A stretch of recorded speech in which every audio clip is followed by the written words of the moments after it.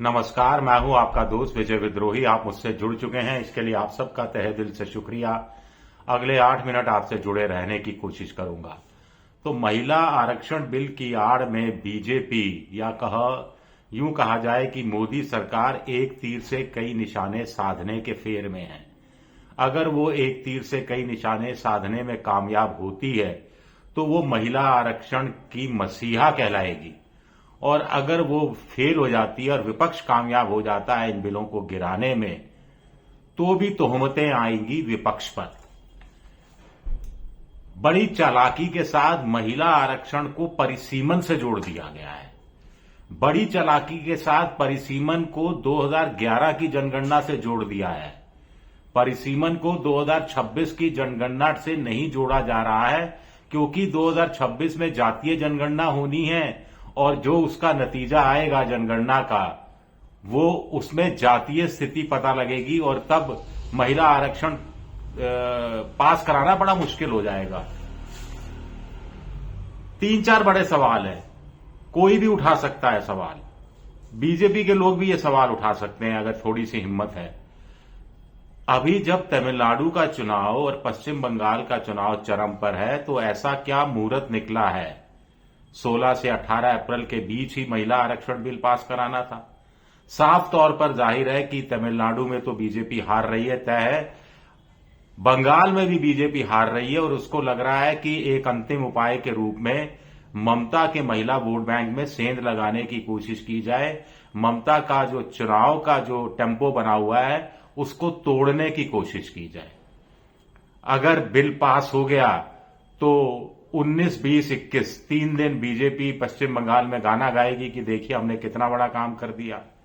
और अगर bill pass नहीं हुआ तो 3 दिन बीजेपी पश्चिम बंगाल में रोएगी कि हम इतना बड़ा काम करना चाहते थे, लेकिन दीदी ने हमारे अरमानों पर और महिलाओं के सम्मान पर पानी फेर दिया।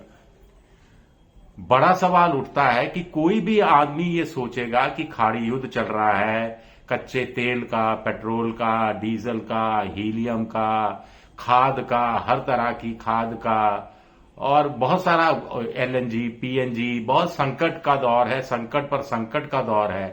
तो ऐसे में हर कोई सोच रहा होगा कि प्रधानमंत्री जी इस आपदा में कोई अवसर देख रहे होंगे।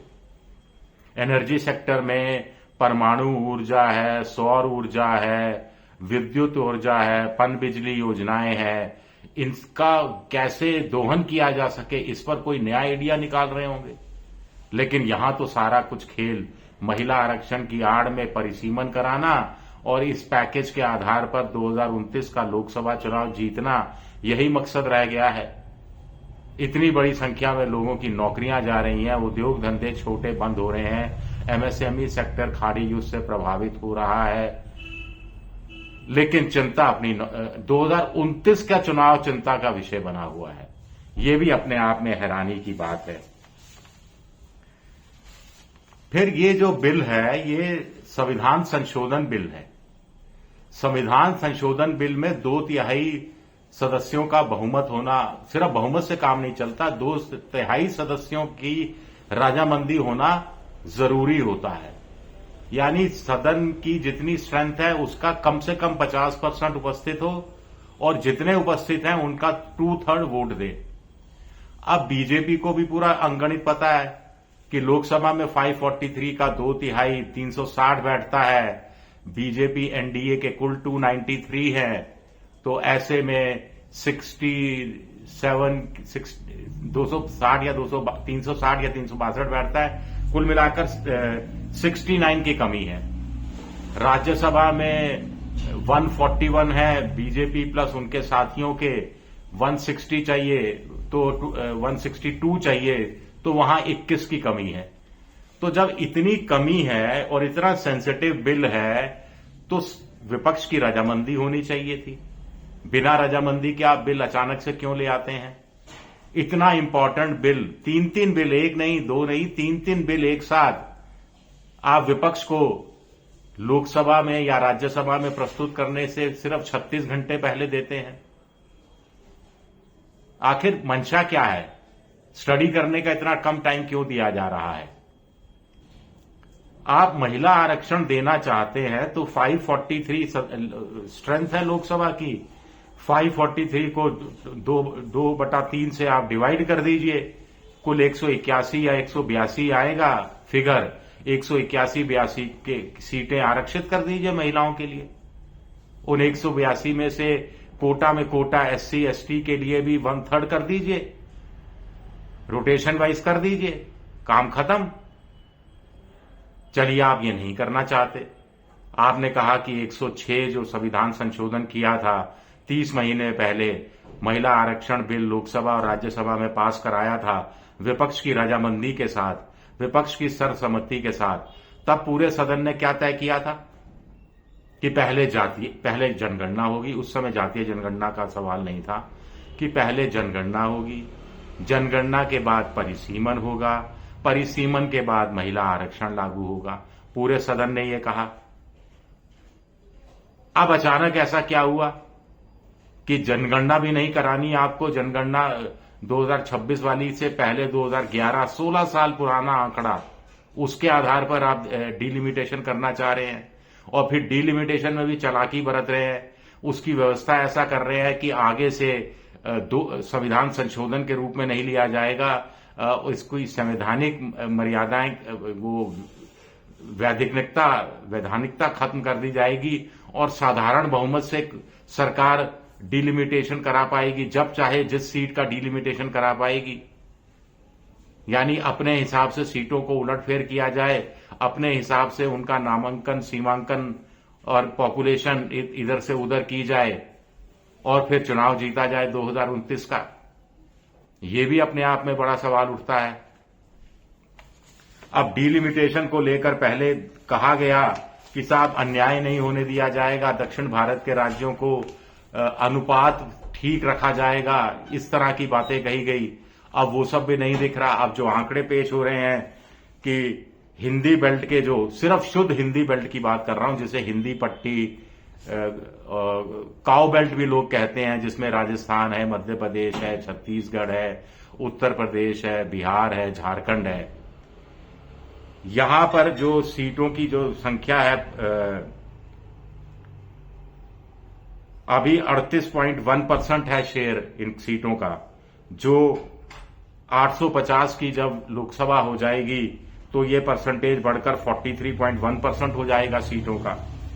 लेकिन दक्षिण भारत में अभी 24.3% है, जो घटकर 20.7% रह जाएगा।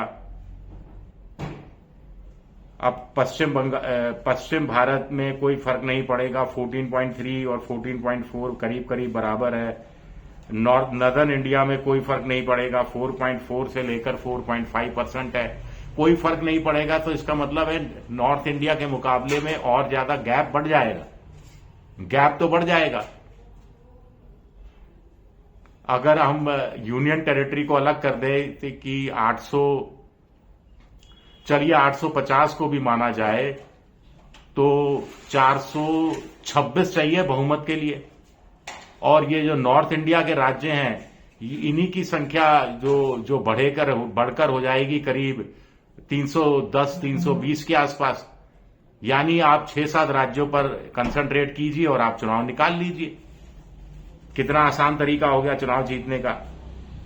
तो ये बहुत सारे सवाल उठ रहे हैं। कुछ लोग बड़े प्रैक्टिकल सवाल उठा रहे हैं, कह रहे हैं कि 543 वाली लोकसभा तो संभलती नहीं है, 850 वाली लोकसभा कैसे संभलेगी। कुछ लोग कह रहे हैं कि अभी जो क्वेश्चन आवर होता है उसमें लॉटरी से 20 सदस्यों को सवाल पूछने का मौका मिलता है, उसी में बेचारे सांसद रोते रहते हैं, 1-1 मिनट के लिए गुहार लगाते रहते हैं। अब 850 जब हो जाएंगे तो और मौके कम हो जाएंगे। कपिल सिब्बल जैसे जो निर्दलीय सांसद हैं राज्यसभा में, उनको 3 मिनट बोलने का मौका मिलता है बहस के दौरान। अब 1 मिनट का या 1.5 मिनट का ही मौका मिलेगा। और जो सबसे बड़ी बात है कि आप सांसदों की संख्या बढ़ाएंगे तो फिर उनके वेतन, भत्ते, पेंशन, सुविधाएं, सब्सिडी, ये सारा बोझ भी बढ़ेगा, आवास। एक सवाल और उठ रहा है कि जो पहली लोकसभा बैठी थी पंडित नेहरू की, साल में 135 दिन बैठी थी। आज की तारीख में पिछली जो लेटेस्ट लोकसभा बैठी, साल में सिर्फ 55 दिन बैठी। ब्रिटेन में 650 की वहां की हाउस ऑफ कॉमन्स है, वो आमतौर पर साल में 140 दिन बैठती है। अमेरिका की सीनेट या कांग्रेस साल में करीब 125 से लेकर 200 दिन बैठती है। तो वहां कंपटीशन नहीं है, उस तरफ ध्यान देने की जरूरत है, लेकिन ये सब कोई नहीं हो रहा। चलिए शुक्रिया, देखते हैं विपक्ष की क्या भूमिका रहती है। क्या पहले से इंतजाम हो गया है कि कुछ लोग एब्सेंट कर जाएंगे, आएंगे ही नहीं, ताकि संख्या कम हो जाए और बीजेपी के लिए 2/3 का बहुमत जुगाड़ना आसान हो जाए। देखते हैं होता क्या है। शुक्रिया मेरा वीडियो देखने के लिए, बहुत बहुत शुक्रिया। पसंद आए तो लाइक कीजिए, सब्सक्राइब कीजिए, शेयर कीजिए। आप मेंबरशिप ड्राइव में भी जा सकते हैं। शुक्रिया, बहुत बहुत शुक्रिया।